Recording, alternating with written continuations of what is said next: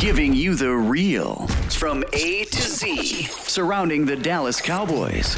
News, updates, rumors, transactions, takes, and more. So strap up, Cowboys Nation, and start your day off with A to Z Sports. Live with Will Steele. 3, 2, 1. Here we go!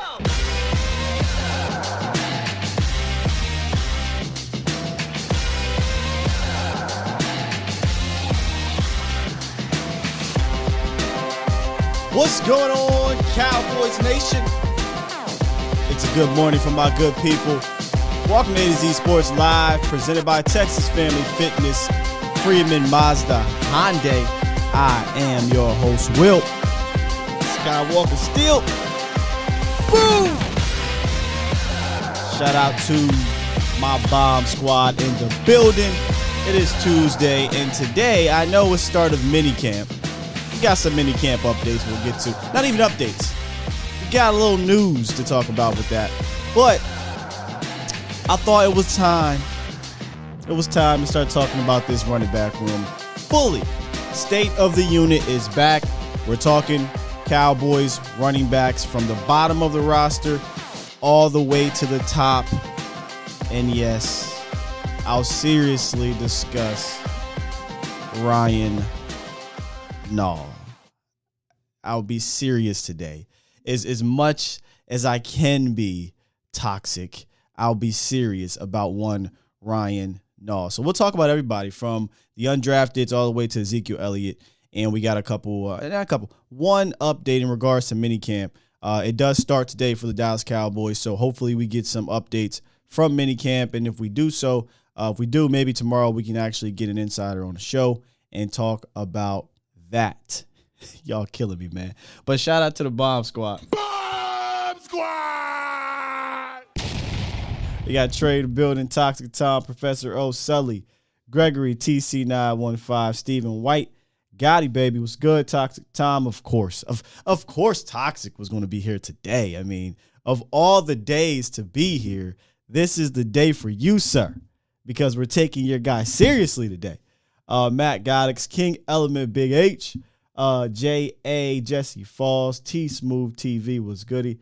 King Element in the building, the king of the zingers, man. That's what I'm about to give you that nickname, king of the zingers.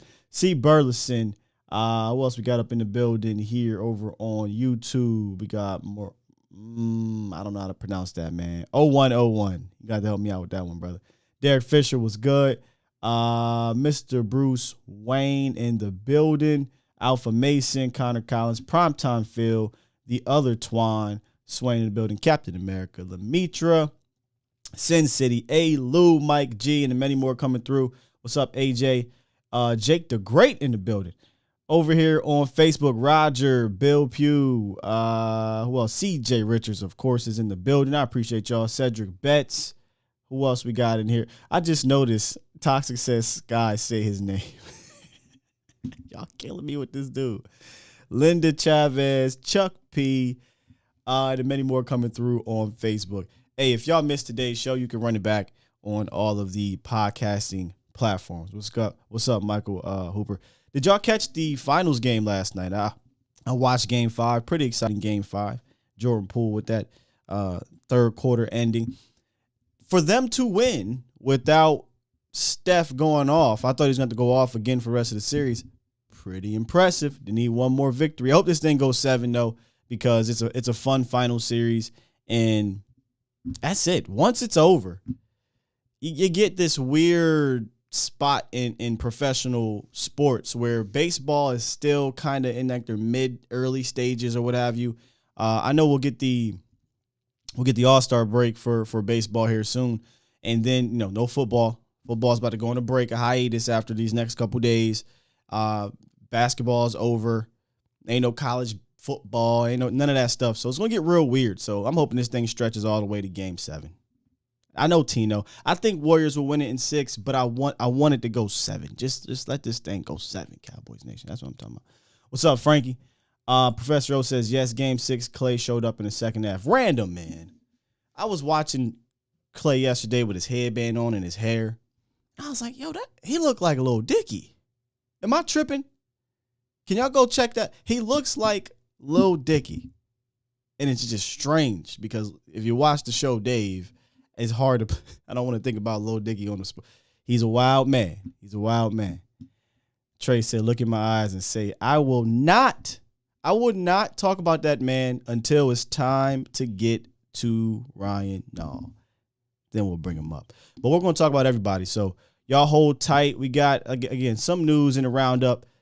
Also, another reason why the Cowboy fans need to win. Okay? We need to win. So let me just get straight to the roundup so I can see what the hell I'm talking about. It's time! It's time! It's time! It's time. It's time. It is time for... It's time for the morning roundup. Round 'em up, boys. Yes, indeed. This is the morning roundup presented by Texas Family Fitness, a solution for your fitness goals. Where they're more than just a fitness club, they provide state-of-the-art tool support and resources you need to achieve your goals. It's that time, ladies and gentlemen, to take your fitness journey seriously. And if you're in the DFW area, why not start at Texas Family Fitness? Hit up any of the 13 different locations or visit texasfamilyfitness.com.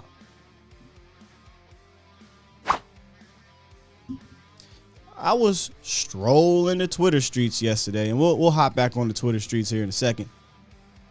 And y'all see this weather, man? This is why we need to freaking win, man. I'm tired of being the butt of the jokes as a Cowboy fan. But did you see this weatherman? I guess he was a sportscaster that they said, hey, go do some weatherman stuff. And he just decided to troll us. For those who missed it, because not everybody has Twitter. Not everyone cares about Twitter or cares about this kind of stuff. But just take a listen to the weatherman yesterday talking about the Dallas Cowboys and the weather. And now we look at our 10-day forecast. It's looking a little bit like those Dallas Cowboys is peaking in the 90s. Hold up. Player. Why we got to catch the stray bullets? If you missed it, listen again. And now we look at our 10-day forecast. It's looking a little bit like those Dallas Cowboys is peaking in the 90s. First of all, sir, we wasn't shit in 98 and 99. Okay? All right? Oh, God, man. I mean, I'm not like really upset. It's just annoying. Like, can we win? I'm tired of this. We're getting trolled by weathermen. I just wanted y'all to see that. That's all. Just wanted y'all to see that. We'll move on. Hey, the Dolphins, man. Report came out by Albert Breer that the Dolphins are throwing the bag at Sean Payton, or threw the bag at Sean Payton. 4 years, $100 million deal to be their next head coach of the Miami Dolphins. Now, I wonder if Mike McDaniels is like, hello? Hey, why we got to drop all that information right now, man? So I was y'all second choice, right? So, but no, I get it, right? Sean Payton's probably going to go to the Hall of Fame. That's just how it goes. But to me, this is like, okay, maybe the Cowboys will have competition for Sean Payton. I don't think that was, if they decided to go after him, I don't think that's anything new. I don't think Sean Payton was going to be a head coach candidate for one team and one team only if he decides to want to coach. So, you know, if they're throwing 4 years, $100 million at Sean and he said no, which maybe we got to dig a little bit deeper. There was a podcast, I think he talked about this on. Why did he say no? That's interesting. But I think Dallas, if Jerry wanted Sean Payton, he would have matched that deal or came above it. But, in any rate, there will be competition if the Cowboys want to go get Sean Payton. There'll be competition. But I think he'll be here if that's the case. And not a lot of Cowboy fans are all for that. People believe Sean Payton is already on this team, and his name is Mike McCarthy. I would disagree in a way. I know their resumes are similar, but I just think as coaches, they're different. I think Sean Payton technically would be better for this offense than Mike McCarthy. And I like Mike. It's just that, hey, brother, your seat hot right now. It's hot. And then finally, the real Cowboys news of the day. According to Tom Pelissero, let me go ahead and bring this up. Franchise tagged tight end Dalton Schultz will report to minicamp today per sources. No deal was imminent, but contract talks have picked up in recent days. Schultz already signed his tender, locking him in at $10.9 million salary for 2022 if no deal is reached by July 15th. We talked about this last week. We figured Dalton Schultz would be heading to camp, minicamp, definitely training camp, but minicamp, because the amount of money it's going to cost him to not show up is just entirely too much for a guy. I know he's getting $11 million, but it can add up. So listen to how much he'd be fined. This is for just minicamp. Day one, about $16,000. Day two, about $32,000. Day three, about $48,000. And it can be maxed out at $96,000 to $97,000 for the day if he misses minicamp. I'm pretty sure that number goes way up. And in fact, it is. I heard the number on the radio the other day for training camp. And this is a fourth round pick who hasn't got a big deal. I just don't think he would have sat out like that. This wouldn't have been a Ezekiel Elliott holdout. And we were talking about this last week as well. Before, teams could say, hey, come on in, we'll get rid of these fines. That's not the case anymore. So the odds of Dalton Schultz really missing time was very slim to none. But that's the morning roundup presented by Texas Family Fitness. Real quick question before we move on. Do you think the Dallas Cowboys will sign Dalton Schultz to a long-term deal before July 15th? Yes or no? You tripping if you don't want Sean? That man is a savant. I'd be all for Sean Payton, to be honest with you. We talked about wanting head coaches that can cause some friction up there. We need coaches that cause friction in that front office because you can't keep letting them run amok. And I think Sean Payton would do that.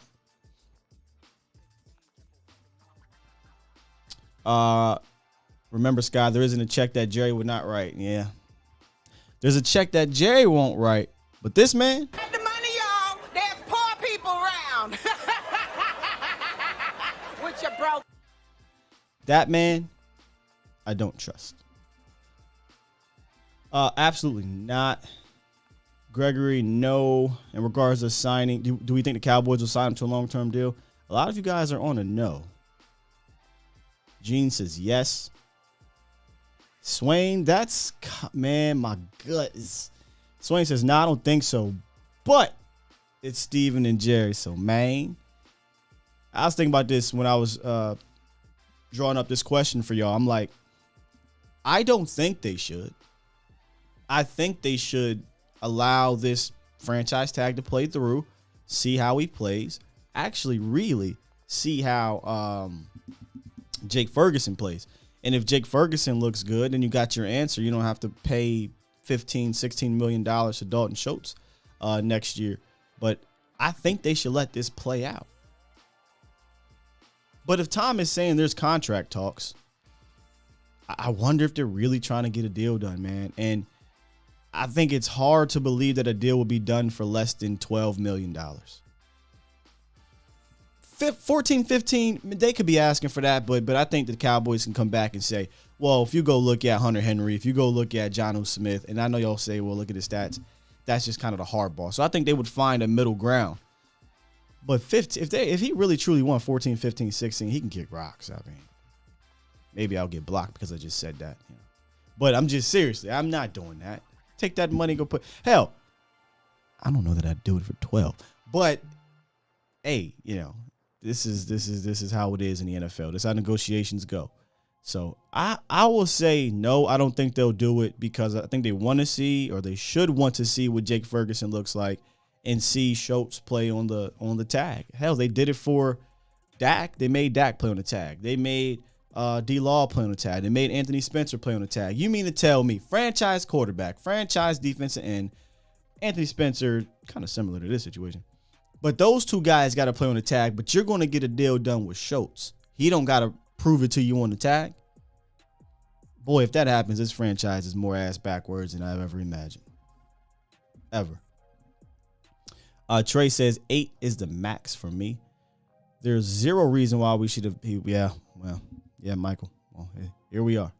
All right, if y'all want to call into the show, you can. 351-999-3787 is calling line. 351-999-3787. Today we're talking about the running backs and obviously Dalton Schultz too. So if you want to call in for that, you can. Hey, it's minicamp today. I'm not quite sure if these guys suit up between today and the 17th. When I say suit up, I mean pads. I can't remember if that's the case. I do know if they do suit up with pads and they're not allowed to, they'll lose a day in training camp. Like the CBA is they're not playing no more. They're not playing with y'all out here in these streets. If you mess up, if you messed up last year, they'll take a day away this year. So we got to get some information on that. Maybe Professor O could let me in on that. Regardless, though, I hope there's some type of footage we can get. If not, we'll try to get some folks that are down there on the show to get bird's eye view of the situation. But I wanted to start off today with the running backs because coming out of not training camp, but coming out of the OTAs, one of the biggest storylines was Tony Pollard. And we'll get to Tony Pollard later. But one of the things that you didn't hear a lot about, and again, it's no pads, really not much going on, but I didn't hear about the backups. Zeke is Zeke. TP is TP for the most part, but he's kind of getting some buzz because he's being everywhere. But I didn't hear about the rest of the room. So let's kind of see if we can get to know the rest of the room a little bit. And here's what the running back stable looks like behind Tony Pollard and Ezekiel Elliott. We're going to start with the undrafted guys. Aaron Shamplin, and Malik Davis. Now, neither of these guys are going to wow you, right? None of them are going to make you jump out your chair or what have you. They're undrafted for a reason. Their careers in college weren't crazy. Now, Shamplin had, I think, a better career than Malik, but neither had this eye-popping career in college. But Shamplin comes from Harvard, so obviously he's a smart dude, right? And last year he rushed for over 800 yards and had 12 total touchdowns.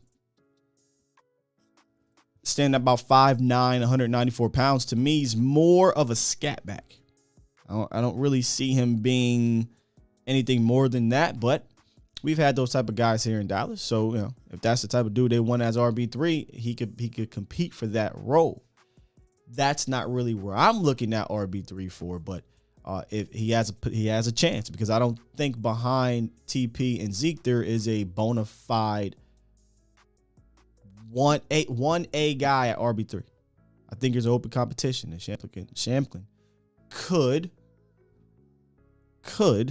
compete for it. Now, Malik Davis, he comes from a more prestigious college, right? Florida, in regards to sports. He comes from Florida, and he stands about 5'10", over 200 pounds. He's closer to 205. I don't know if he's quite 210, but they list him at 210. So hey, we'll go with 210. Interesting career. He played 5 years at Florida. And in 2017, he really popped as a freshman. He had over 500 rushing yards in 7 games, but then he had got a knee injury or some type of season-ending injury. I don't want to say knee. It was a season-ending injury that knocked him out the rest of the year. Then the next year, his season was cut short again with another season-ending injury, and he only played 3 games. But he kind of put those behind him, and he played in the following 36 of the team's 37 games between 2019 and 2021.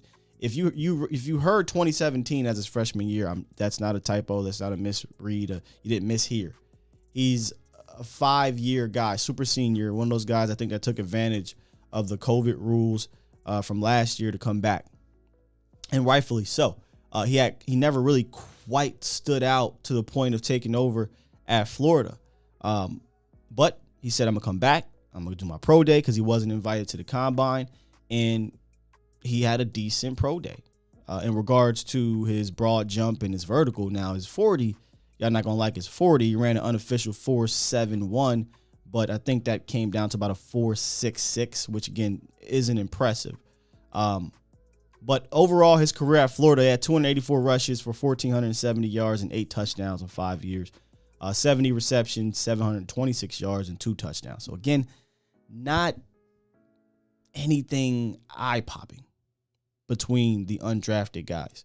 But they've got a shot because the Cowboys really haven't addressed that part of the team. Now, last year, they were kind of forced to, because a guy we'll get to later on in the show, they were forced to go out and get a Corey Clement, and I think it paid dividends. Corey had a block punt that resulted in a touchdown. He played a ton of special teams.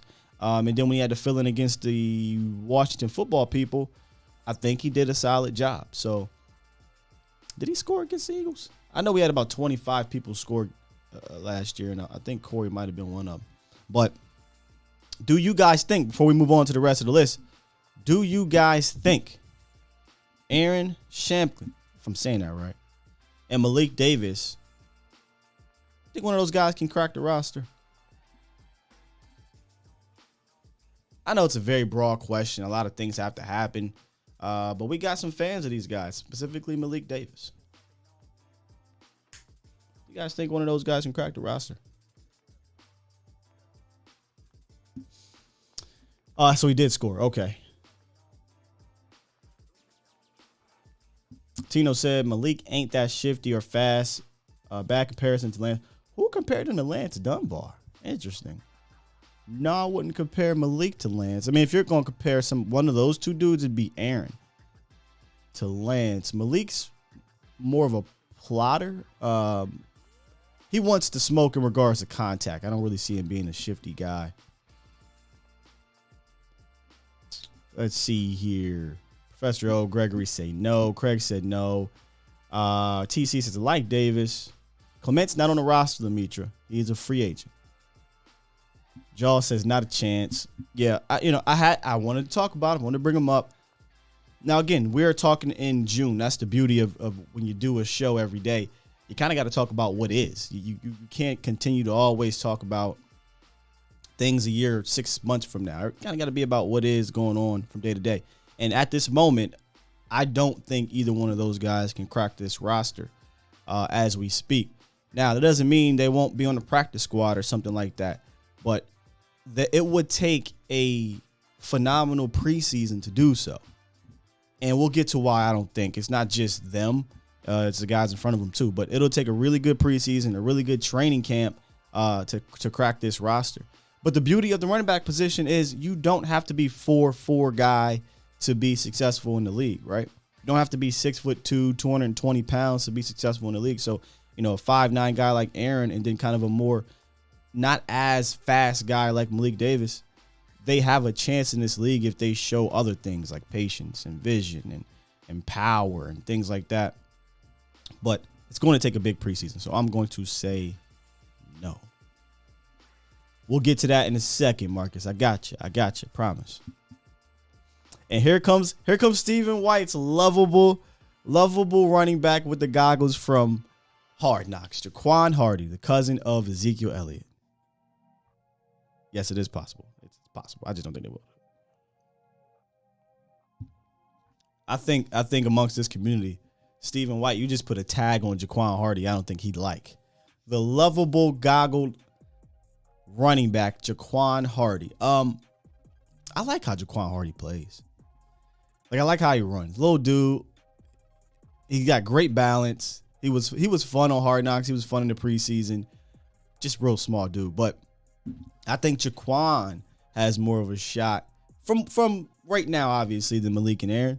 But Jaquan Hardy did play a couple games last year, y'all. He played in 3 games last year and only really toted the rock in the final game of the season. That I call it that preseason type of game against the Eagles. And he was one of the 22 players that scored a touchdown in that season finale. Not the season finale, but in the season in general. But where Hardy really showed his value last year in the 3 games he did play with special teams. Only played 3 games, but he saw 54 special team snaps. And from a percentage basis, he saw 73%, 66%, and 58% of special team snaps in those games. So he showed his willingness to be out there on that unit. And we talk about this a lot with down roster guys. You've got to be able to play special teams. We talked about the wide receivers last week and guys like TJ Vasher and Simi Fehoko, who aren't known special teams guys, but if they want to make this team, they probably are going to have to do some special teams things or be fantastic at wide receiver. Jaquan, for a guy who's kind of down on the roster, the fact that he's in good a little bit with Bones Fossil is massive for him. So I think Jaquan Hardy can crack this roster, especially if they don't go out and get another guy. Like, remember I talked about, hey, not Ryan Nall. We'll talk about him. But Wayne Gallman. Wayne Gallman could be a guy the Cowboys could bring in. Has special teams experience, has rushing experience, pass catching experience. He's only 26 or 27 years old. So I think Gallman could be a fantastic RB3 for this team from a multitude of reasons: experience in special teams and experience toting the rock in case one of those guys go down.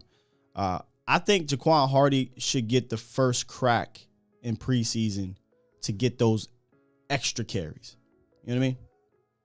I think Hardy and Dowdle, who we get to after this one, should get those. They should be sharing a lot of those carries in preseason. Let those dudes battle it out. And obviously Ryan Nall too. But let those dudes battle it out and see what happens. Yeah, Wayne Gallman. I like Wayne Gallman. A lot of people, when I made the video and reposted it, they were like, Wayne Gallman. I'm like, hey, y'all, go check him out. Not a bad player. Tizzy said, who was the best special teams player? It'll probably be between Nall and Rico, I'd imagine. From experience standpoint, Ryan Nall, and we'll get to that.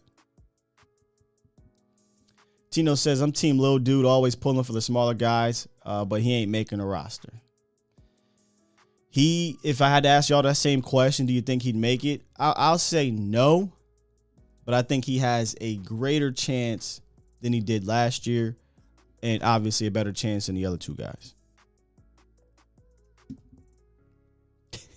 Can't deal with you. All right, next up, Rico Dowdle. Very interesting guy here because he showed a lot of promise in his rookie year out of South Carolina. And then he was looking pretty decent in that Pittsburgh game. We all were excited about Rico as an RB3 because he showed some of that special teams ability in 2020 in that crazy year. And we kind of liked his running style. His running style was tough as nails type of guy.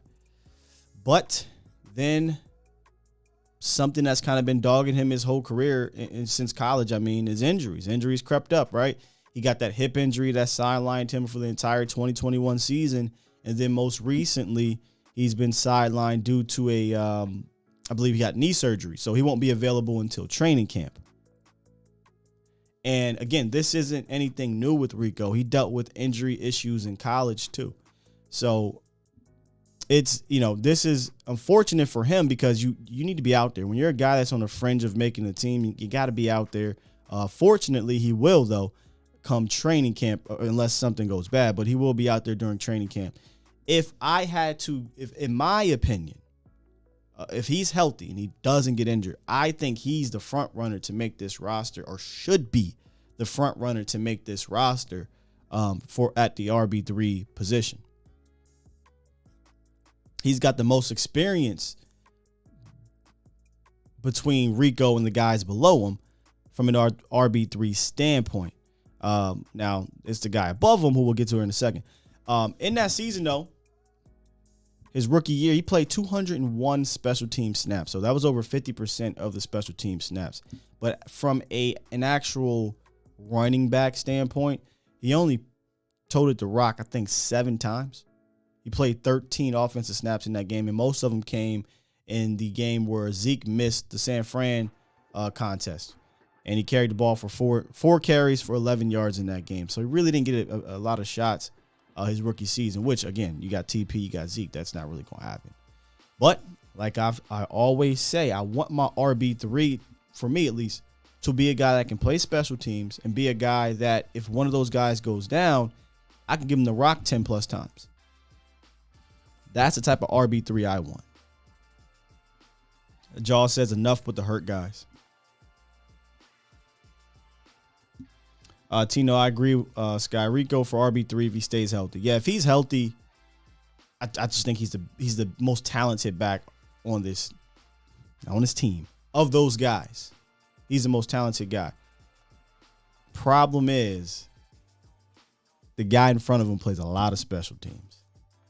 A lot of them. And he might be your fullback, so they might not carry an extra regular running back. They might say, Ryan, you have potential to do both. And let's just talk about him right quick. Since we already been teasing it, and I said I'd be serious about Ryan Nall, and I will be serious in all seriousness. The Cowboys signed Ryan Nall as one of their big 3 free agent acquisitions. And they signed him probably to a league minimum deal, 1-year deal, if I'm not mistaken.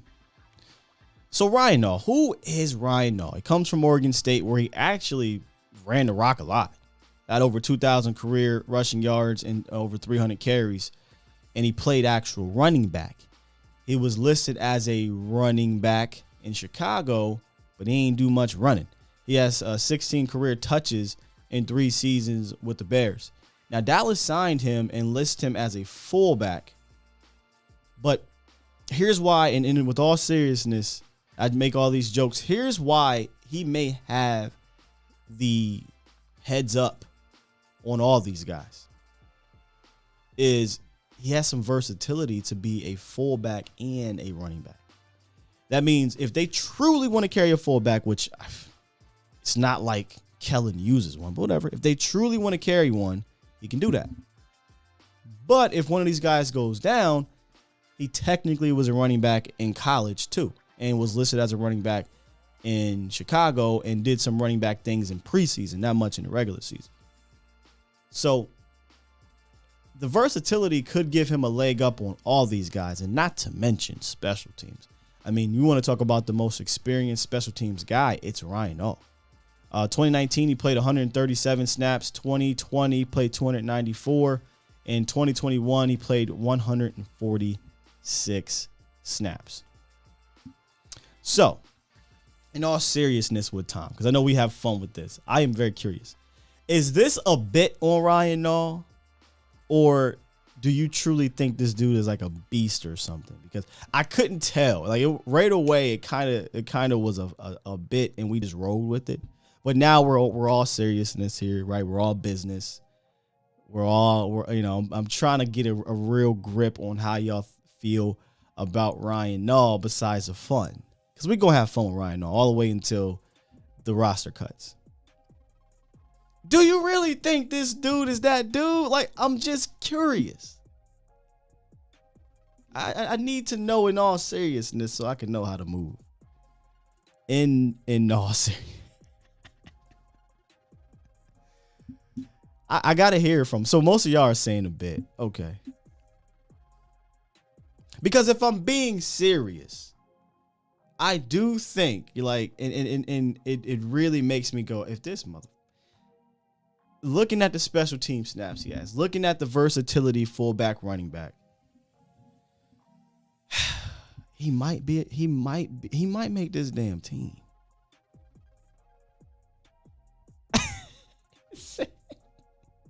Hell no, to the no. All right, YouTube, don't get me. I got cut it off. Y'all believe YouTube got me? All right, I just had to know. But I am sticking to it. Even though I'm sitting here on this show today, and I'm being real with y'all. I dived in a little bit more on this room. And I think he might have a leg up. I still think if Rico is healthy, he'll outplay him. I think he'll outplay him. So I'll stick to it. I'm not going to back out, even though it's a bit. I'm not going to back out. I don't believe he'll make the team. I think Rico will. But if he does, I'll somehow, some way find a way to get a Ryan Nall jersey. If I got to reach out to Ryan Nall himself and say, hey, dog, I don't know where to get your jersey at, but can you ship me one or just send me the link? I Cash App you, Venmo, which I just need a jersey. You'll be like, why? Don't worry about it, man. Just send me the goddamn jersey. Just send me the jersey, man. So I'll hold on to it, y'all, if he makes his team. But I personally think that Rico, if healthy, should make this team.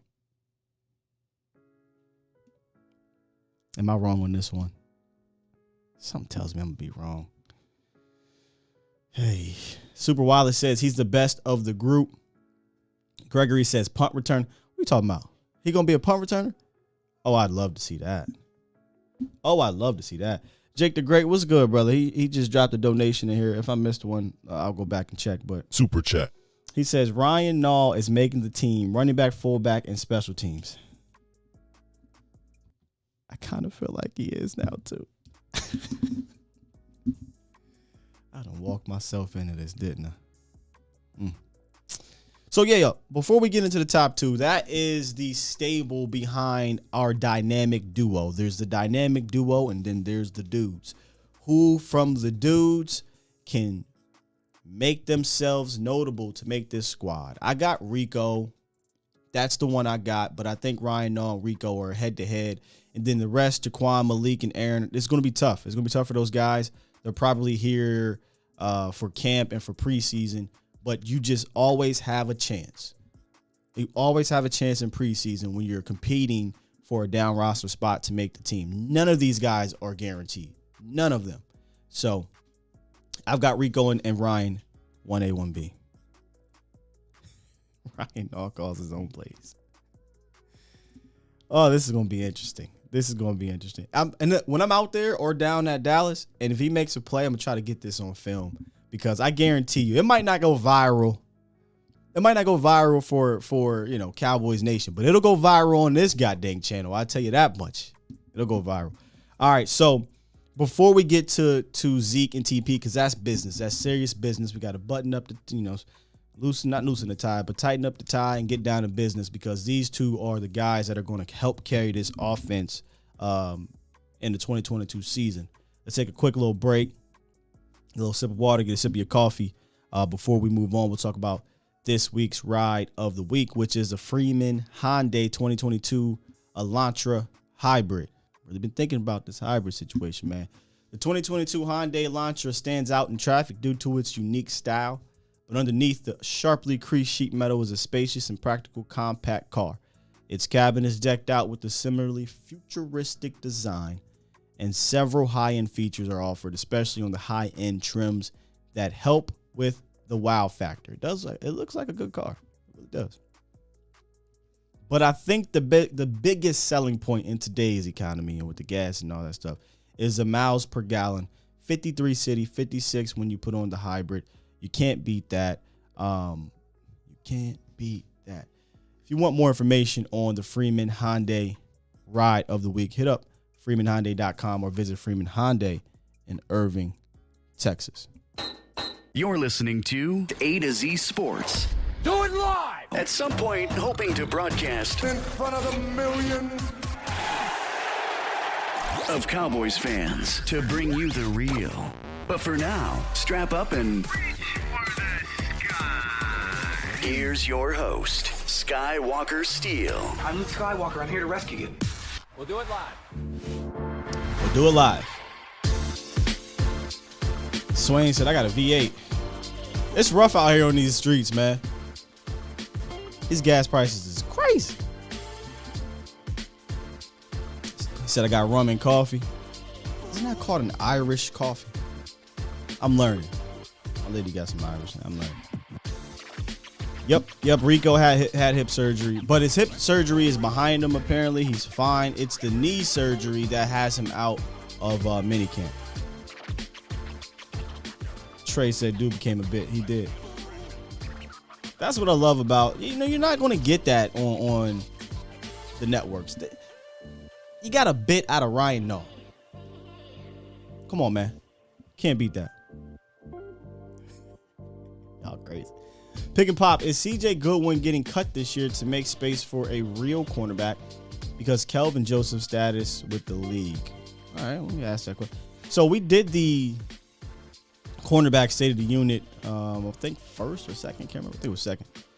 And I didn't even put CJ. I don't even think I had CJ in there because he said it out of his mouth on my show. I'm not really a corner. He's like, I'm not a corner. I can't do the cornerback things like they want me to do.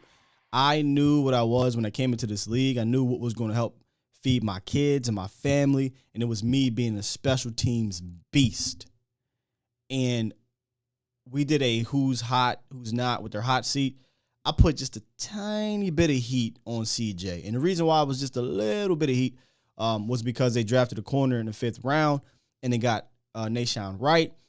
And I just don't think those guys cannot make the team. 5th round pick, I know it's going to be tough for him to crack the roster, but it seems like they want to keep all their guys. So who are you getting off, right? Is it going to be CJ? CJ's a beast with special teams. I have a hard time getting rid of him. I think he's in super good with Bones. So right now in June 14th, I'm going to say no. I don't think CJ gets cut. But if Nashawn, if Deron Bland, if somebody else is just beasting on special teams as well as showing some value at their position, you're going to have to make a tough decision.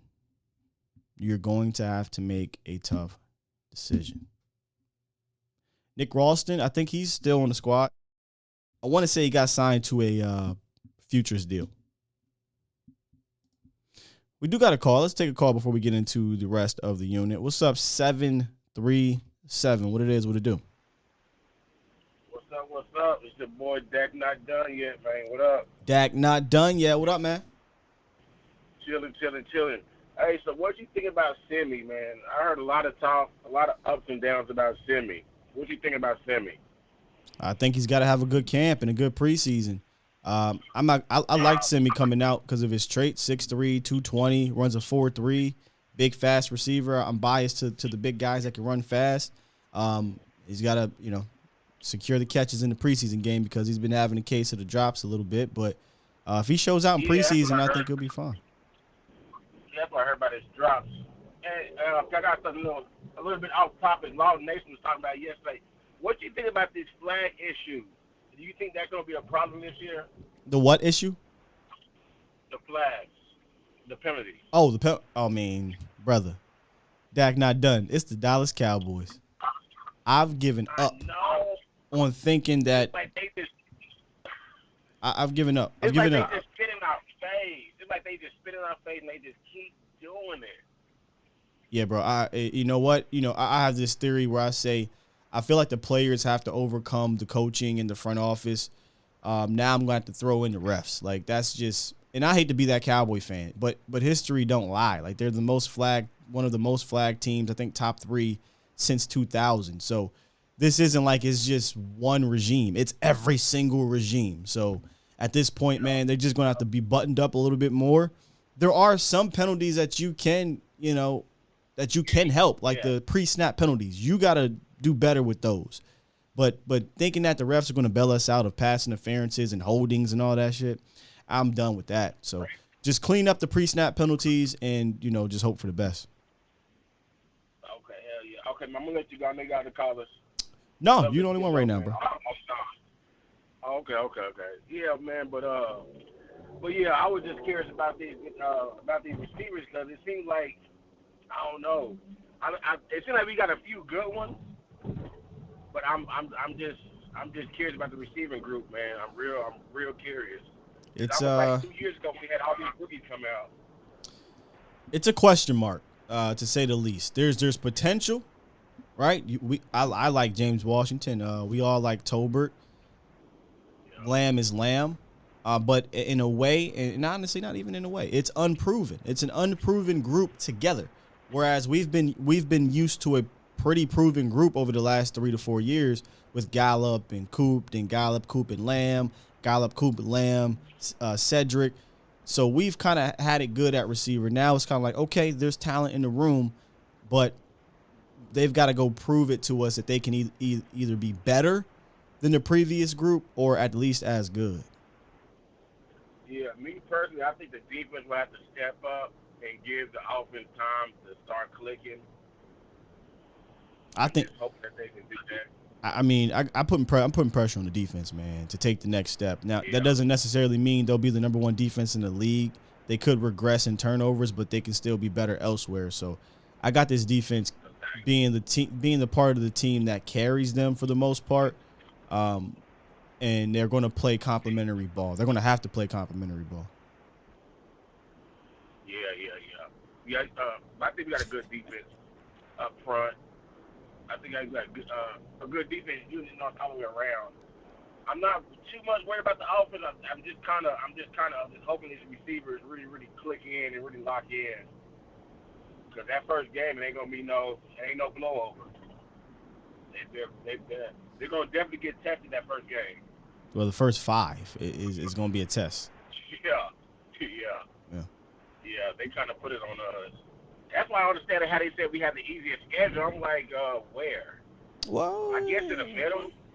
In the middle. Scheduling, I like our schedule. I don't think it's that crazy. Now, again, that's right now in June. We can get to November, and half of the teams we think were bad end up being really good. Exactly. So. Exactly. That's where I'm getting at, because there's always some team that you would never think that's going to do something and start making noise. And it's the opposite, too, right? There's always a team that's expected to be decent, and they're like, these boys are trash. Yeah.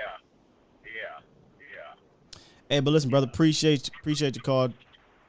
Dak not done yet. Remember that name, man. I'm telling y'all, I'm telling you, bro. I have a feeling about us going to the Super Bowl. I told you that.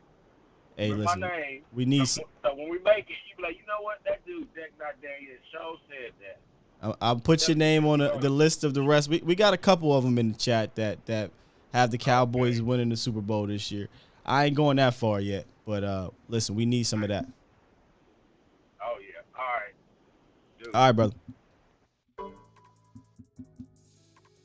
Yeah, the receiver room is it's talent in the room, just not proven together. That's all that is. That's all it is. All right, let's just get right into the rest of the State of the Union. And before we get to the big guy, the big gun, and Zeke, we got to talk about Tony, because I think Tony can be just as much of a big gun on this team. And we've talked about him ad nauseum this offseason, and rightfully so. Rightfully so. Because this man needs to be featured. Last year, 130 rushes for 719 yards at 5.5 yards per carry. If you go look at his career average in regards to yards per carry, he's been among the league leaders his whole entire career. He's just that type of back. 39 receptions last year, which is, again, criminally low, for 337 yards, 8.6 yards per reception, which is pretty dang good for a running back. And he led the Cowboys in 15-plus yard runs with 9. I don't know how much more we've got to say to get him involved. Now, according to Cowboys in June, he will be. He will be. In fact, let's go ahead and listen to Tony Pollard talk a little bit about making the most of his opportunities. This comes from the Dallas Cowboys website. This is Tony Pollard. I mean, I'm a team guy all the way, but I mean, I'm gonna let my actions speak for itself. So. You feel like you can do more? That you want to do more? Yeah. Yes, sir. Mike talks about you playing a little more in the slot, catching some more passes, things like that. How open are that to you, and how much do you pride yourself in versatility, being able to do both? I mean, I'm open to anything. You know, just being on the field, being able to make the most of my opportunities. So if I have to line up in the slot a little more or wherever it takes, I'm ready to do it. Do you love the fact that doing both? I mean, I know you like to run the ball, but it's probably pretty fun for you to catch the ball too. Tell me a little about that. Yeah, it's definitely different. Bringing it back to college, it just makes things a little easier. Being out wide, catching the ball, not having to worry about first line of defense, the linebackers, then the safety. So, once you're out wide, you really just have one guy to beat, and then you can off to the races from there. And a lot of people were talking about the weapons that are gone on offense this year, and mostly receivers. So it kind of feels like there's more opportunity maybe for you to catch passes if you're going to this. Do you notice that? When are you ready for that opportunity? Yeah, it's definitely a lot of opportunities out there. With guys like Coop leaving, guy like MG probably not going to be ready for the first game. So, guys got their shots, got their opportunities. We just got to maximize. Again, some people saying you need more touches. Are you one of the people saying you need more touches? I could agree with that. You try to sell it to certain people who might make those decisions? Hey, I let them watch the film and determine. I'll tell you about Tony. Think this offense is better the more involved you are? I feel like I'm better the more I'm more involved in the offense. And therefore, the offense is going to get better if you get more work. I don't want to put words in your mouth there. Thanks a lot. You see the reporter, boy, the reporter. The reporter is something. I got to give him credit for that one. He worked his way into that. So what you saying is the offense is better when you touch the ball, right? Yeah, I would say that. I would say that. So they should get you the ball more, because if they get you the ball more, then this offense is going to be a better overall offense.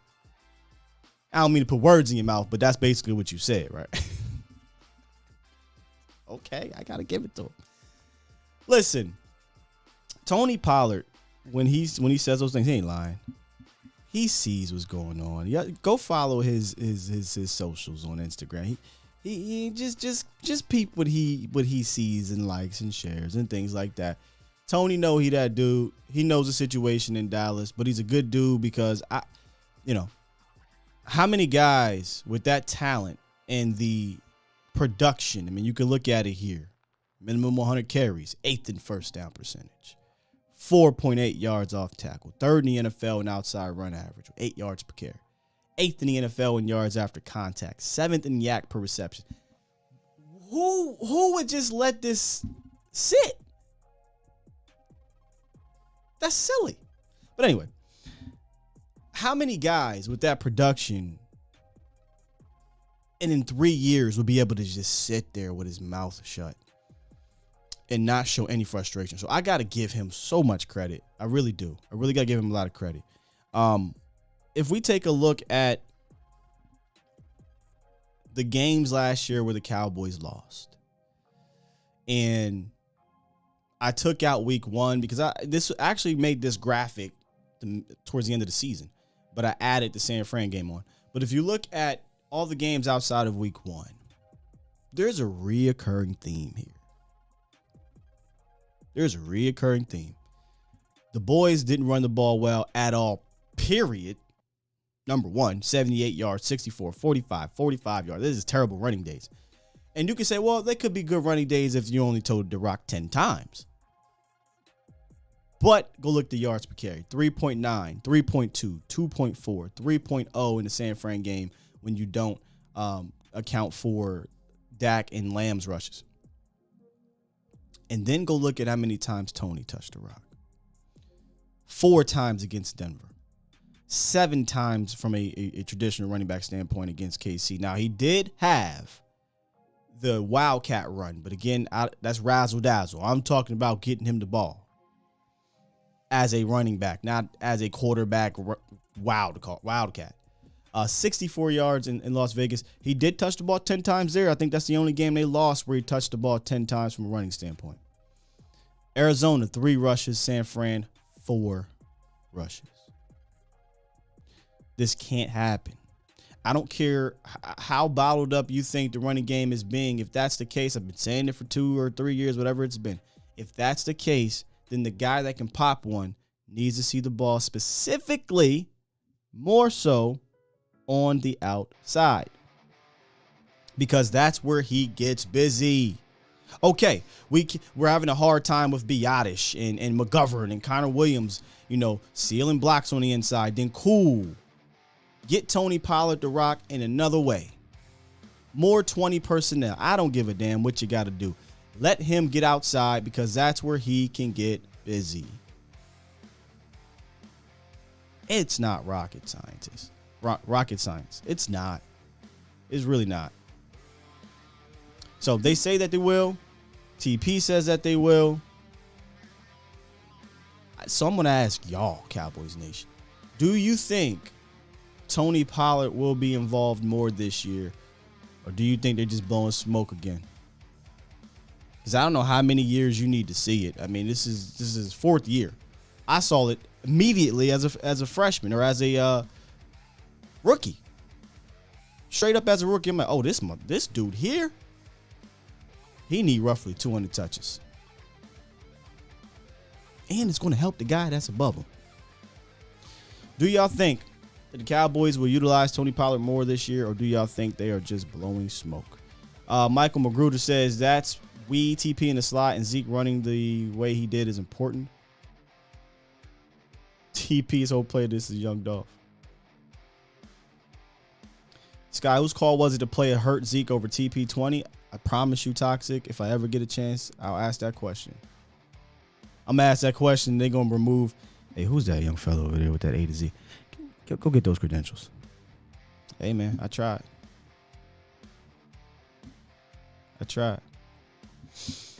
James, thank you, Sky. I've stressed this point so many times, and all I've got from others was you're making excuses for Dak. But, folks, nobody's making excuses for Dak. I just know how the offense works.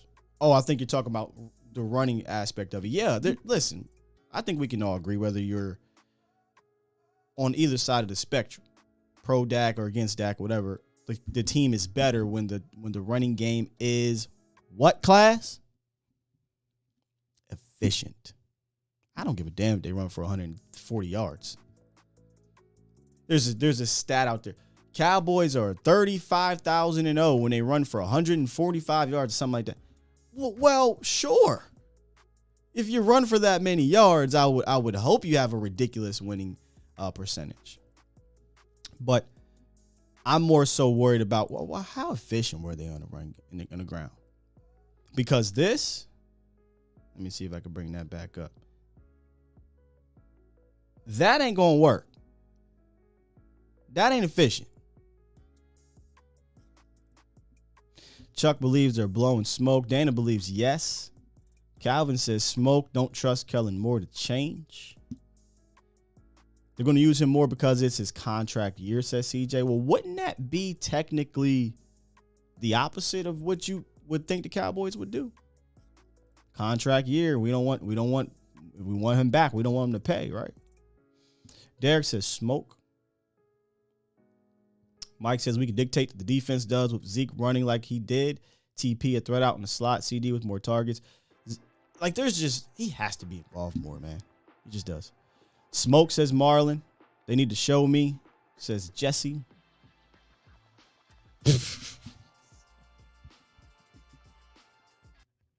Swain said, we hope the smoke ain't no Reggie, but some god dang on gas. Touche, my ninja, touche. I don't believe it until they actually do, says Professor O. Damn. See what they done did to us, man. A lot of y'all believe it's smoke. And a lot of me believes that too. But you ask me, you hold a gun to me, whatever, right? You threaten me. Give me an answer. Honest answer. I do think they will. Now, how much confidence do I have in it? My confidence level is low, but I do think they will because, quite frankly, they have to, don't they?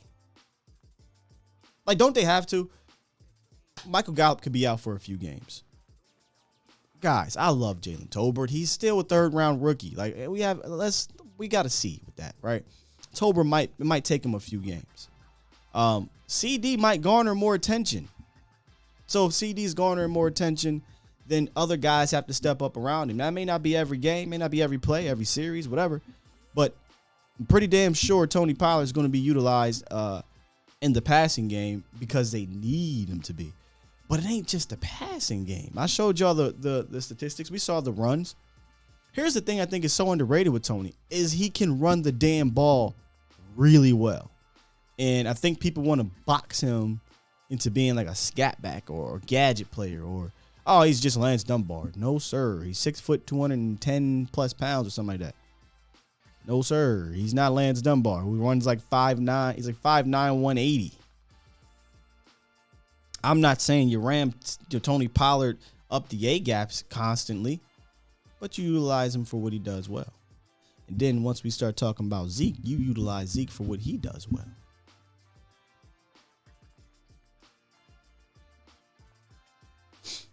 So let's go ahead and talk about the head honcho, though, in the room. And that is one Ezekiel Elliott, who did do something last year that only technically 2 people in Cowboys history have ever done. 237 rushes last year, hit that 1,000-yard mark in the Eagles game, which I'm not going to poo-poo it any more than I have, but I just thought that was just really weird. Hey, I got a torn PCL. Let me roll him out here in this meaningless game, but I'm going to sit Tony Pollard. Oh, all right. 4.2 yards per carry and 10 tutties. That's not underrated, 10 touchdowns. 47 receptions, 287 yards, 6.1 yards per reception. I think he's actually gotten worse as a receiving back. I don't understand why they continue to do that motion him outside thing, but just utilize him what he does well. Stop trying to make him into something he ain't no more, is what I hate. But he did have his 6th consecutive season leading the team in rushing. Now, down there, I have the late, great Don Perkins, which, by the way, rest in peace to Don Perkins, the Cowboys' first great running back.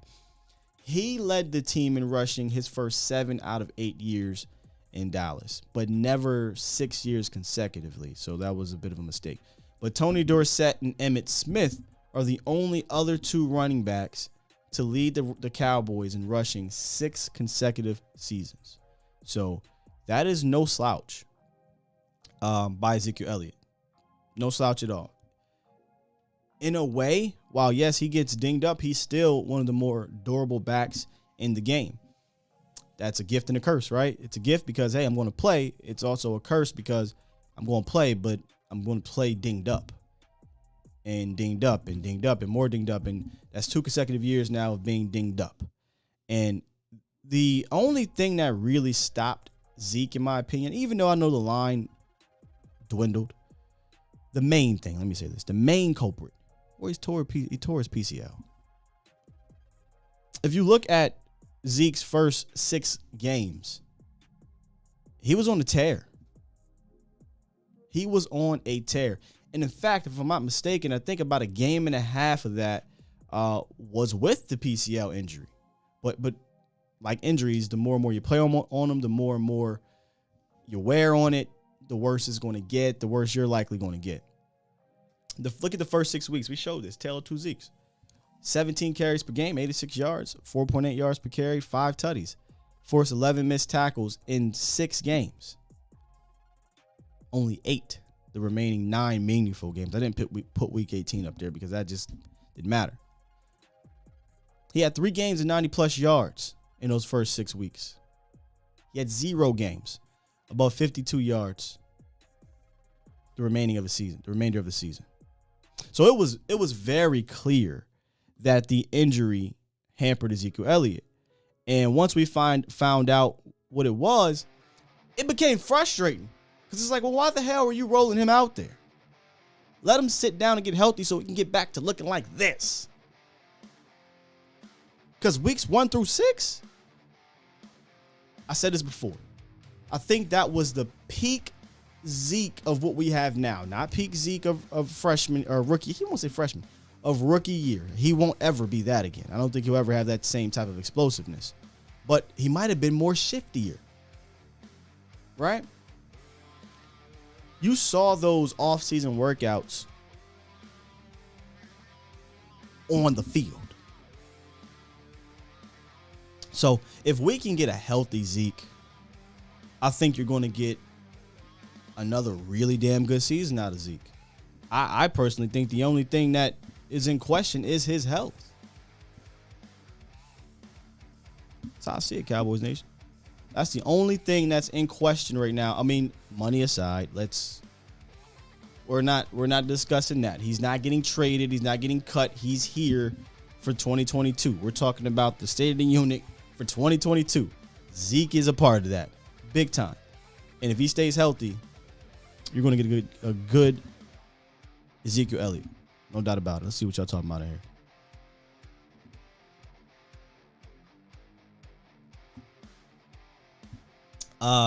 Super Wallace says he thinks he got hurt in game 6. He got hurt in this game, if I'm not mistaken, right? Was this game 4? Something like that. I think it was this game he got hurt. Professor O says Zeke and TP better come prepared to battle because Nall is there for a reason. Somebody block Professor O. We've won, just lost playoffs. So that means.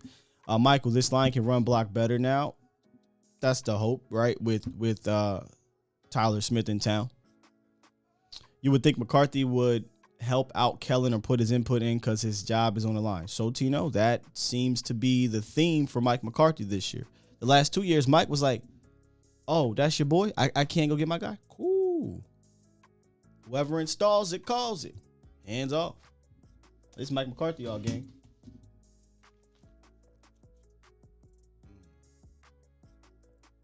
That ain't gonna work.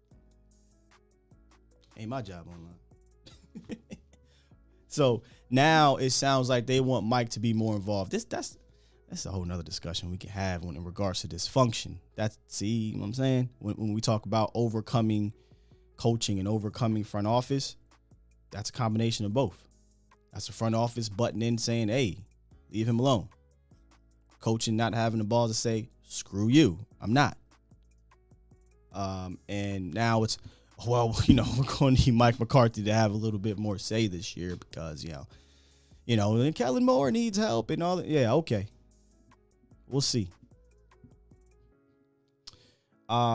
Zeke hasn't lost anything. Sure he has. Defense is prepared for him more. That's all. Sure he has. Zeke is not as explosive as he was. That's a given fact. I mean, that's okay. Like, that's the thing. Like, there's this allegiance to him that people can acknowledge certain things. Just acknowledge what he is and have the Cowboys use him in that manner. Zeke is a hammer now. He's a downhill hammer. He's no longer that guy that's going to get you a 90-yard screen pass. He's no longer the guy that's going to bust off 15, 20-yard runs. 60-yard. That's cool. It is what it is, as my guy would say here. It is what it is. It is what it is. But he's still exceptional with his vision. He has great cut ability. We all herald him for his blocking, even though last year I don't think it was all that great. But he's that type of guy. But he's not that explosive back that he was when he came in. And that's fine. That's fine. Connor says these two running backs are better together. They're better together. It's on the staff to properly split reps and effectively utilize TP. Zeke and TP are better than Zeke or TP.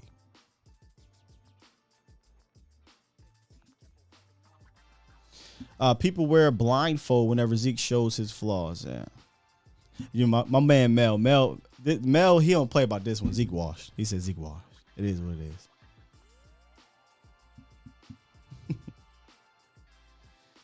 Dana says, please don't blame Zeke. It's Kellen Moore's fault. Blame Zeke for what? I don't think, if anything to blame for Zeke, it's, again, he plays a tough, demanding position that requires a lot of train wrecks every play. And for the most part, these guys, unless you're an all-time great, they're not going to play 10 years at an elite level. Now, Zeke is trending towards that way if he bounces back and doesn't get hurt, but he's also trending towards being a hurt guy moving forward. So that's why I'm kind of like, hey, man, go ahead and let number 20 get some of these totes, because if you want Zeke to be peak Zeke throughout the rest of the season, giving him 320 touches, it's not the answer. Not anymore. Not anymore. So let's kind of review the room. Talk about Aaron and Malik being the undrafted guys. We don't think they'll have a shot at making this roster, but they got a chance to prove it to us here in preseason. Jaquan Hardy. I think Jaquan is a dark horse. I'll give Jaquan as a dark horse. My favorite throw is Rico Dowdle. I think Ryan Nall and Rico Dowdle are neck and neck. I think Nall, if I had to be honest with myself, I think he has the resume to be kind of the leader in the clubhouse, but I think Rico's more talented, and he can do the special teams things that Ryan Nall has done, but he's a more talented runner. So I think Rico, he's my favorite. And then Ryan Nall, who has the versatile tag right now, running back, fullback, special teams guy, probably the leader in the clubhouse. To those guys, we'll see. All these dudes are going to be competing to play behind the dynamic duo of Zeke and Tony Pollard.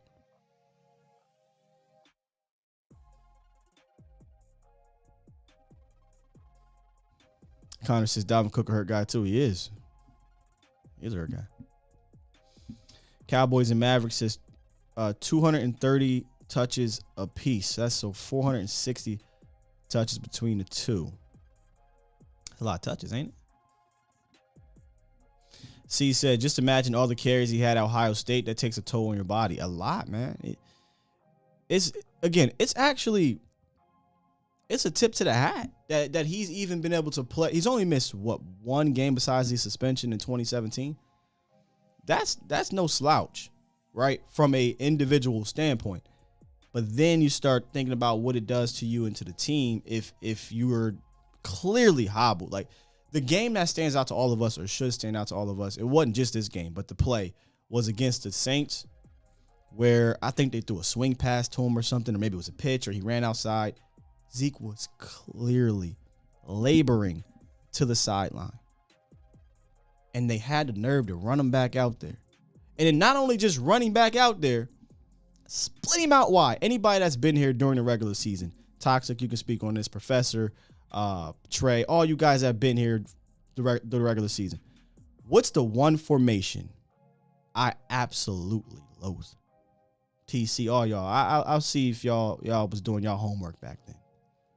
The one formation I absolutely loathe because it's idiotic, because they don't use him. He ain't that type of dude. This ain't Le'Veon Bell. It just blows my mind. And I specifically pulled these plays out on purpose to show y'all. I'm not just saying this. When I go back on Monday mornings and I'm watching the All-22 and these things are happening, I'm not hiding plays that it works. It might have worked one time. Let's see if we got it in here. Line to Zeke or okay, no, not Wildcat Toxic. Nope. It ain't the Wildcat. It's not the I formation. I don't mind that. CJ Richards. There we go, sir. There we go, Connor. What? There we go, Andrew. Absolutely. CJ, when they move Zeke out the backfield. Andrew, empty set with Zeke out wide. Connor, you hated the motion Zeke out and the double OG in the backfield. I didn't mind the double offensive guard in the backfield, but it was where they did it. I could not stand Ezekiel Elliott, and I'll find the damn plays for y'all and show you. Going out wide, empty backfield, literally on the boundary. And you know what he did? He just turns to the quarterback and he stands there. Or he just kind of just jogs off. He's not a threat. So what you do is you put pressure on your front five, which was lousy for the most part in spurts, to block up these guys or the blitz or what have you, and it just did not work, man. I think it might have worked one time. I hated it. Put Zeke back in the backfield and let him block somebody. Give him the option to come out the backfield and run a wide route, option route, whatever. Hell, audible and run it.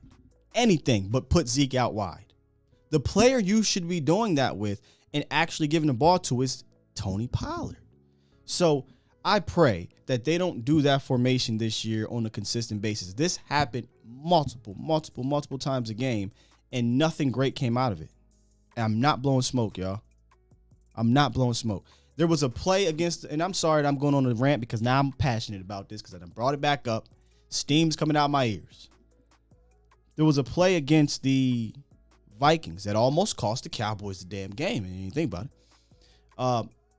Cooper Rush, the game-winning drive, matter of fact. They motioned Zeke out to the backfield in the red zone. So now you got Cooper Rush, who can't run, going up against, I want to say they blitzed. or they sent 5, which is technically blitz.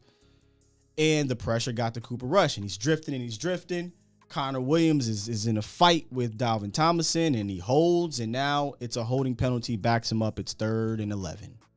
All because you wanted to rush, or you wanted to motion Ezekiel Elliott out wide as opposed to sticking his nose in there to help Connor Williams out. So, I digress. I just think it's a stupid, like, what are you doing, Kellen? Whatever. Let's get Nacho on. Nacho, save me, man, because I can't stand that formation, Nacho. What's up? My man. Good morning. Blessings. Hey, listen, your frustration is 100. I'd like to think that most Cowboy fan base feel the same way. You know, it's going to come down to,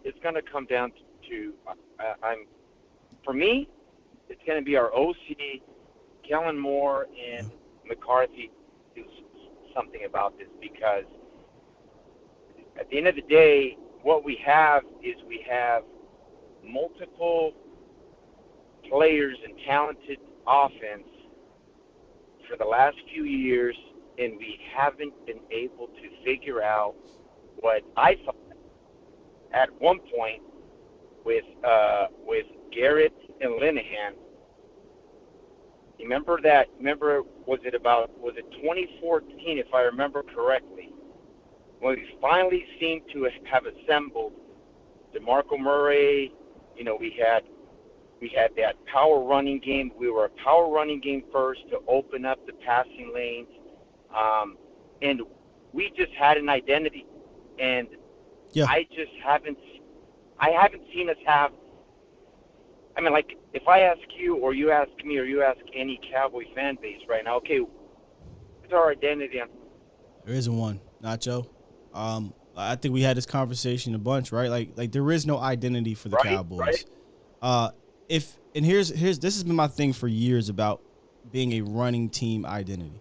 That's not a problem, as long as you have a defense that can complement that. I'm not talking about a opportunistic defense like the Cowboys were last year. No. I'm talking about an elite defense. I'm talking about damn near historic if we go back and look at the times. But you truly need, and this is not a joke. Go look at a lot of the teams that, you know, lean primarily on running the ball, that win the Super Bowl, not get to the playoffs, that win the Super Bowl. Your defense needs to be elite. And I don't think Dallas had that during that time period when they figured out their identity offensively.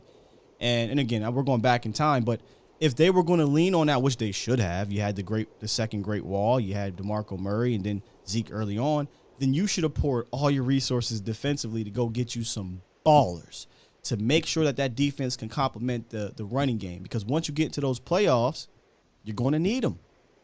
Because it's a slow down game. You're not really a high-paced offense. You might get into some battles defensively, and you're going to need that defense to step up. And, you know, what happened over the years, it just couldn't make a 3rd and 20 stop or whatever the hell it was. You know what I'm saying? You couldn't stop Aaron Rodgers on one leg.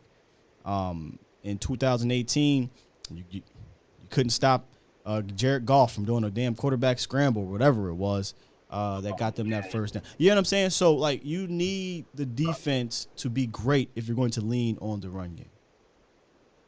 And, you know, and to that point, you know, I am the optimistic person that really believes, again, as I've shared in the past, that I feel that what we drafted, you know, this year, in the last few years, I think slowly and gradually, I think that getting all the pieces together that they need, specifically on defense, understanding that, yes, we did lose a lot of elite-level starters in prime position starters, but even then, I still feel that. Nacho, I think defensively they're going to be good. I mean, if they're not, then I'll come on here and say I was wrong. But I think the defense is I'm not worried about the defense, to be honest with you. So it's our offense, right? And to that point, I don't know if I tell you what, there was a point that I really was a big fan of Kellen Moore, and he was young, he was innovative, he just seemed to be that type of call him what they would they were calling him like that, the boy genius and all that. Boy wonder. And I or boy wonder.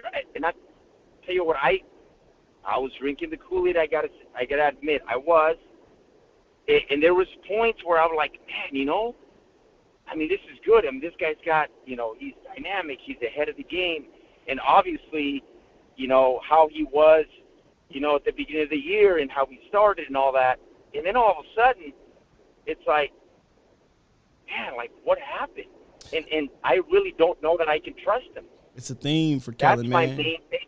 It's a theme, man. I think a lot of us was drinking the Kool-Aid. Now, for me personally, I was making it.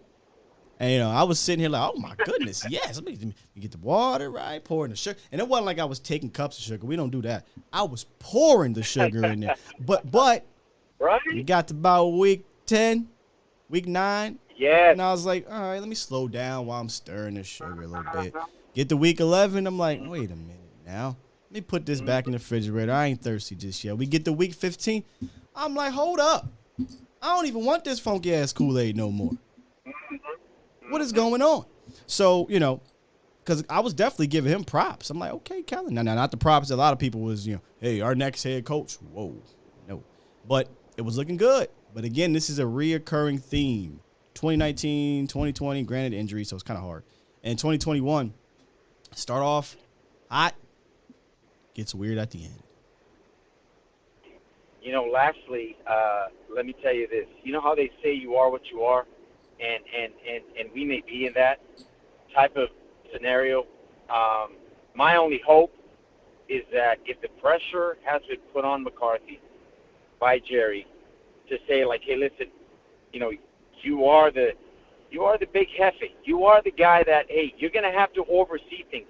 And now if McCarthy's going to go ahead and role play and basically say, I'm not going to have I'm not going to get my hands dirty on anything. I'm just going to oversee.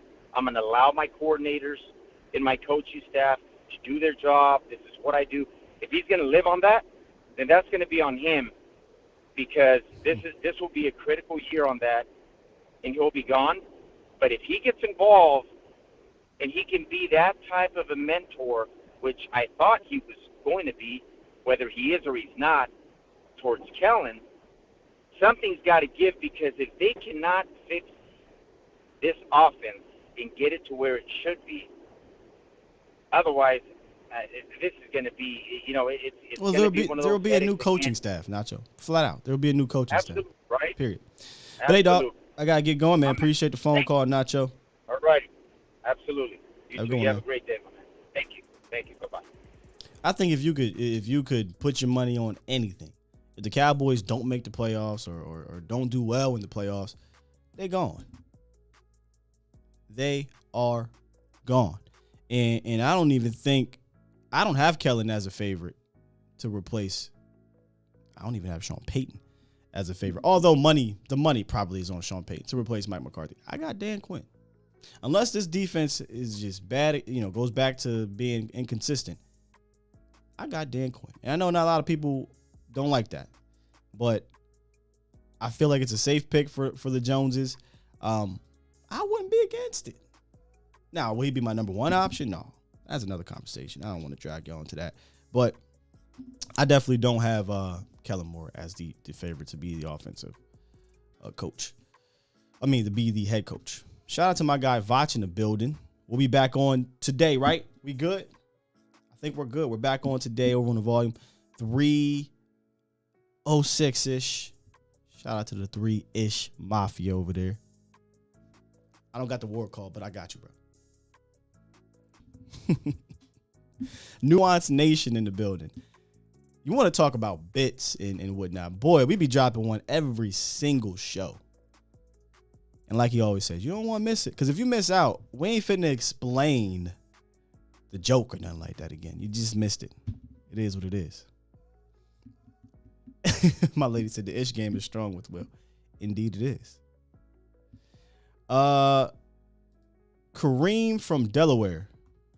What's good, Reem? What's up, Sky? What's up with you? Oh, man, the kids are finally out for summer break. I can enjoy my summer now.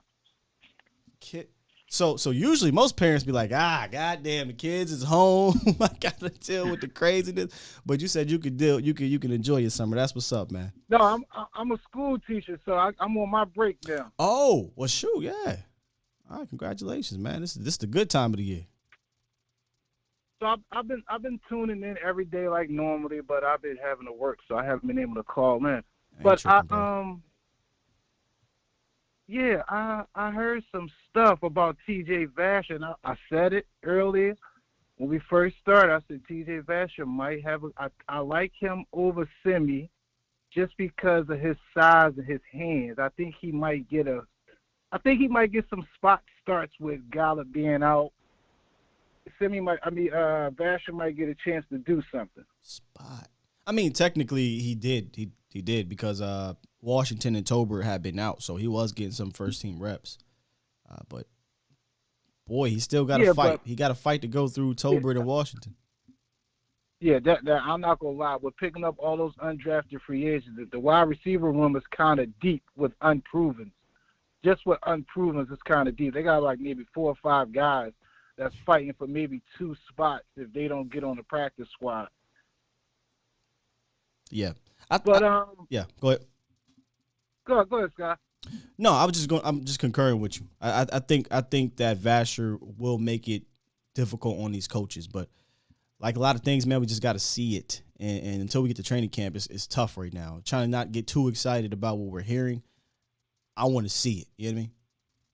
Yeah, I'm not gonna put any biased eyes on anything, at least until the preseason games. Let me just watch it. Let me just see how they flow and move and kind of like real time with a couple of preseason games. I don't know. See, the thing is, I don't know how much Dak is going to play in the preseason because you need that timing. You need that. I don't want that connection and timing to have to start once the games start counting in week 1 and week 2. You know what I'm saying? Like, sure. Hopefully Dak can play a little, maybe like the first half or the first quarter, a couple of these, because we only got 3 this year. Right. Preseason games. He ain't playing the last one. First game, again, we'll talk to the coaches. They'll talk to the coaches and see, how much. I got a feeling he ain't gonna play in that one either. But that second game, I'm sure he'll play at least a quarter. Maybe at minimum a quarter, maybe the first half. But to be honest, I don't think that's where the chemistry and that develops. I think it's in practice. I think it's important for those dudes to be out there in practice because that's where you're going to get the most reps.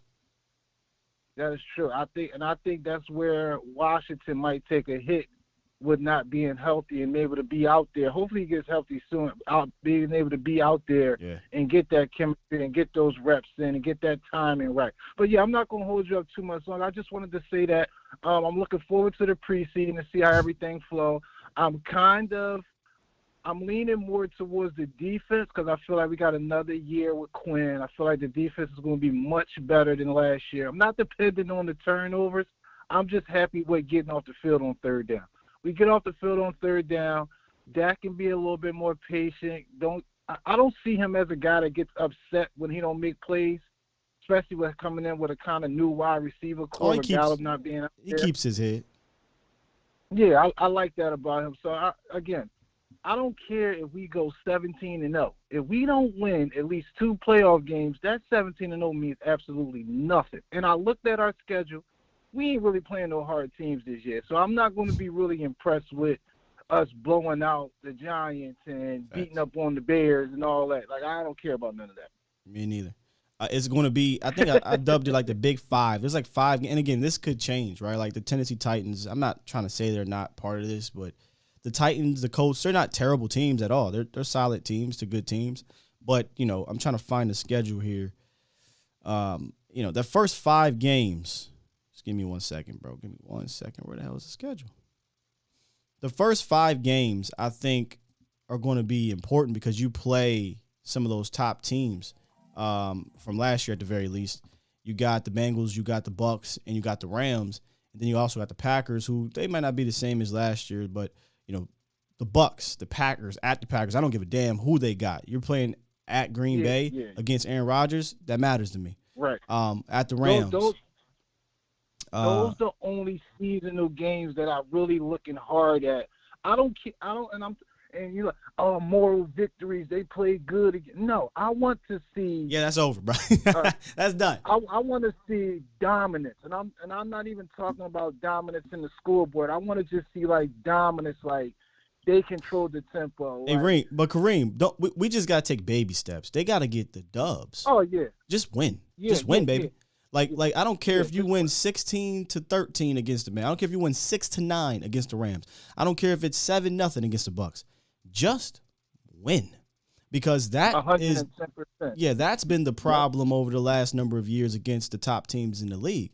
You know, you just haven't truly gotten it done.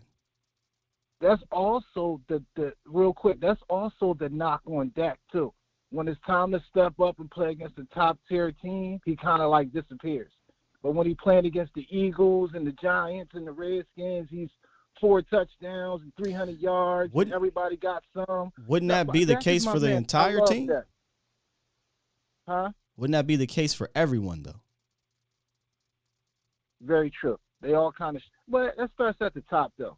That's the part that when you get paid $40 million, when you're the franchise quarterback, you're going to get the blame and you're going to get the wins. Well, you should, but here it's if we win, it was the running game, it was the defense. If we lose, it was Dak. That's just the unfortunate thing about being the Cowboys. Seriously, context don't matter with them. But if you really do look at a lot of those games, there's maybe a handful, maybe, where you'd be like, man, this game was completely lost because of Dak. But other than that, he's a part of the entire team just being terrible, and he's the quarterback, so it's going to fall on his shoulders. Yeah, I ain't going to hold you up. So I appreciate you, Sky. Keep doing your thing. I love watching your show. When I'm logged in, it don't come up as my name. It come up as Mr. Radborn. So when you see Mr. Radborn in the chat, that's me, man. Mr. Who? When it come up in the chat, when I log in the chat, it comes up Mr. Radborn. Radborn. All right. I don't really see you in the chat too much. Yeah, I be because school hours, brother. You be on doing school hours. True. Well, it's the summer now, brother. Yeah, keep doing your thing, man. I'm gonna keep logging in, and again, I'm gonna keep my eyes. I'm not gonna be too biased. I'm gonna wait a couple of preseason games, and we're gonna see how the season goes. Go Cowboys! This might be our year to win a couple playoff games. I sure hope so, man. All right, bro. Peace. All right. That was an interesting conversation at the end there. Y'all know how I feel. He just got to finish. All the opportunities in the world to do so against the Bucks. Which one is 40 got to finish there? But the Niners, Cardinals, Raiders, just finish. I don't give a damn how you play in between those games. In between that, just finish. But I do think he bought the line, hook, line, and sinker, Cowboys Nation, the ESPN liner. Oh, he doesn't show up, but it's not true. It's not true. He doesn't finish. Maybe he hasn't been finishing, and I talked about that. But we got to be smarter Cowboy fans than, man, he be doing good against the Giants. Yeah, those teams are terrible. Of course the numbers are going to look better. Go look at the rest of the league. That's kind of what happens, right? When you play better teams, those numbers ain't going to always be 400 yards, 5 touchdowns, no picks. No one cares, though, when you finish. People will look at the Cardinals game and go look at the actual numbers. Yeah, 3 touchdowns, no interceptions in that game. Nobody gave a damn because it was an ugly game throughout and the Cowboys didn't finish. Had he finished, Dak Prescott leads the team, and so he just has to finish, man. From a number standpoint, there's only a handful of games where it's been absolutely terrible numbers. So we can't be buying into this line like that, Cowboys Nation. There's context to these things, man. We got to be smarter than that. We can't do that. All right. What's good, 681? Yeah, Mr. There you go. There you go, right there. Now you in there, brother. Dak got to finish strong. He absolutely does. That's my number one thing for him is to get back to that. I actually have a number on that. His first 3 seasons in the league, he was top 2 or 3 or maybe been 1 and game-winning drives and comebacks and all that stuff. But the last 3, and I kind of want to throw away 2020, barely played. He has like 1, if I'm not mistaken. So, and he's had multiple opportunities. So that's my number one thing. That's it.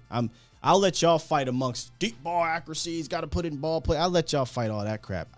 He's fine with me with that. Finish. Obviously, continue to grow and develop as a quarterback because you're never done doing that. I don't care if you've been in the league 7 years. We've heard a lot of the greats talk about that. Continue to do that. But on the field, just finish, baby.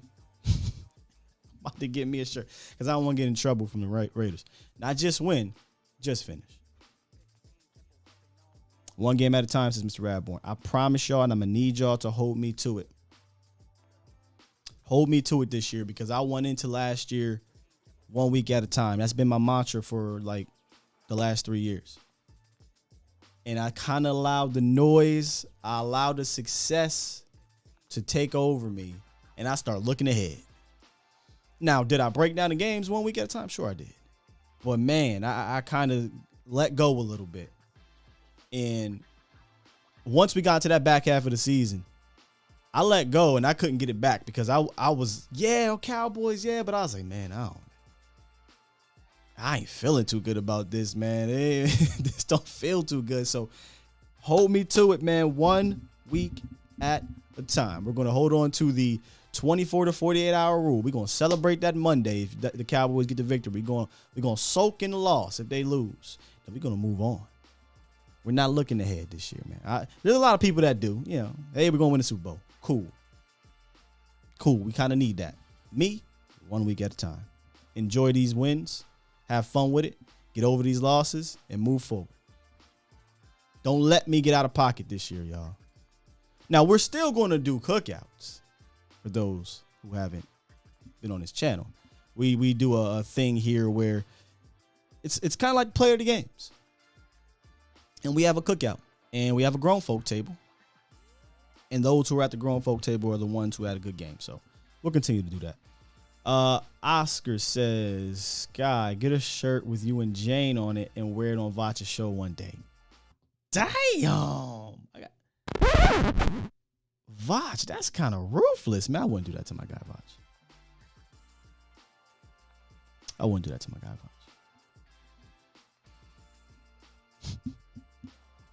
Only thing I hate about Dak is he talks too damn much more than... Dana, what? Let me just read this to y'all. He talks too damn much, more than any QB in the NFL. I don't want to hear all that damn blabbering, like more bark on the field. Please.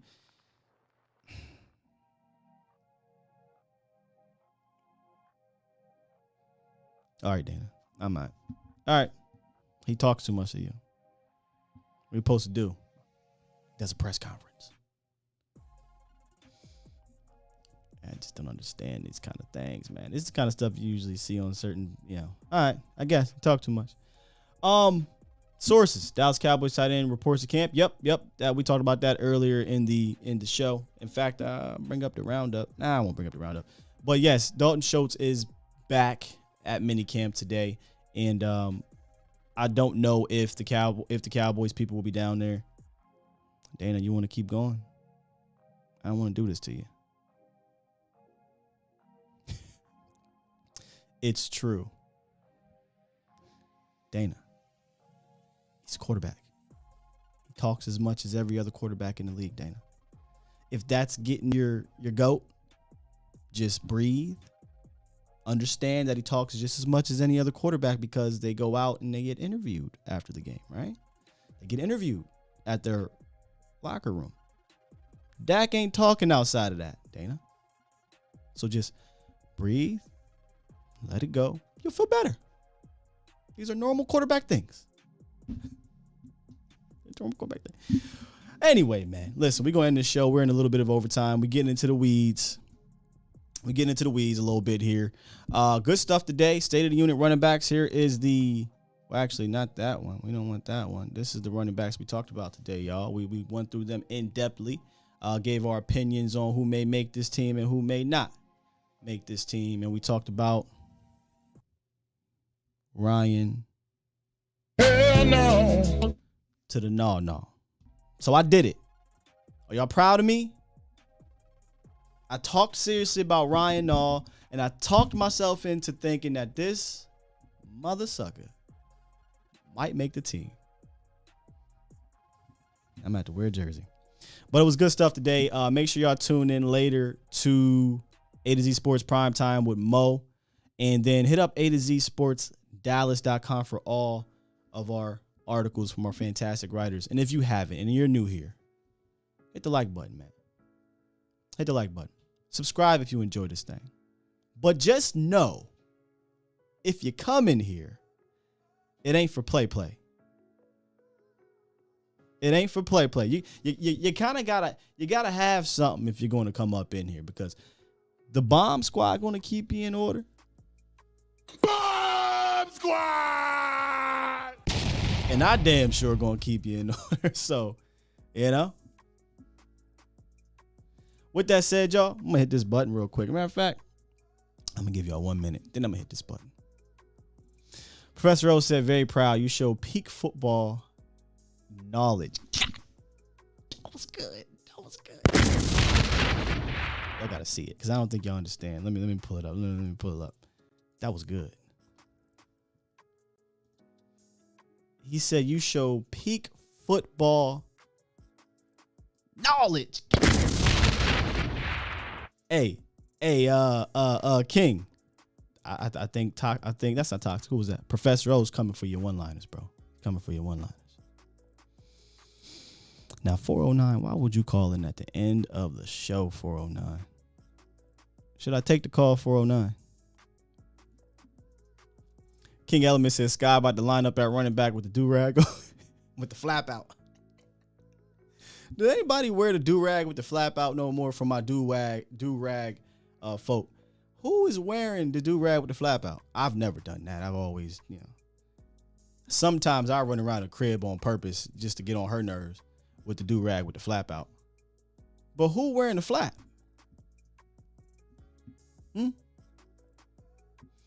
Oh, what you done said, Trey? Hell no to 8 o'clock. Get on the phone. Trey, you be doing my man dirty. 409, you got about 30 seconds. What's up, 409? Hey, man. You just read about the dude talking about Dak talking. I do wish that he would be a little more vocal, as far as on the field, instead of just having that look on his face. You know what I mean? Oh, man. I would just kind of like it. Huh? You one of them too? Well, no, I like his press conference and stuff. That's what he's supposed to do. You know what I mean? Yeah. But I would think, he is a true leader. That's no doubt about that. You know what I mean? But I just kind of want to see him get into somebody. You know what I mean? You've seen the Aikmans, the Irvins and stuff. They won't let the team get down. There's no way they're going to let the team get down. Well, he damn sure ain't no Michael Irvin. But yeah, Troy used to get digging their ass too, yeah. Yeah, your Brady does it. You know what I mean?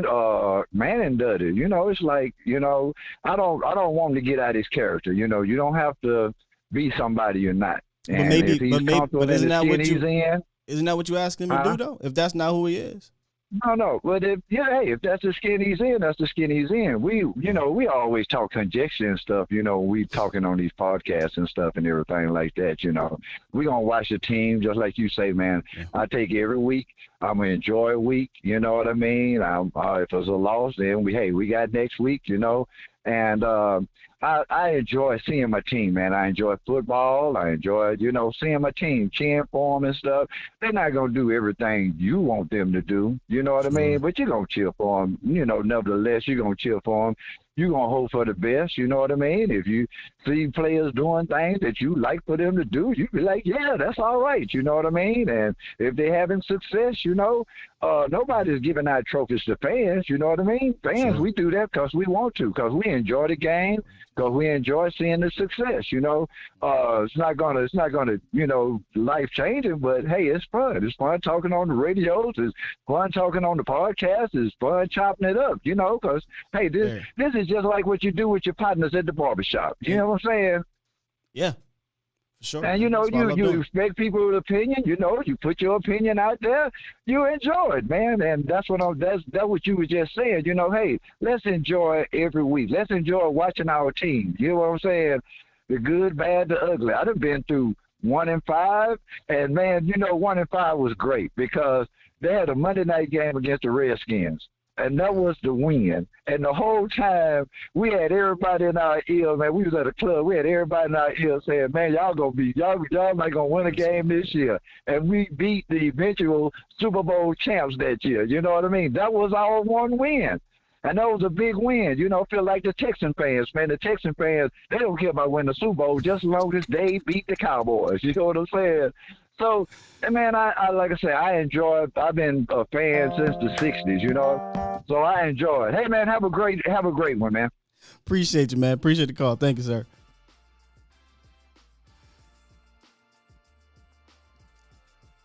Well, I did not see that coming. But call in during the regular part of the show, and I'll let you go off, man. But you came in towards the end. I know it was about 2 minutes and 30 seconds there, brother. Appreciate the call, though, man. Hey, I'm going to go ahead and press the button now because we're going to get up out of here. I'm not going back on that conversation. We out. We're gone. I'll be back on the YouTubes later on the Vach Lombardi show. Check me out with my bro. Reynolds. He's on a sermon. Boy, I tell you you better come in here strapped. Because the Bomb Squad don't play. I'm out of here. Love y'all. Peace.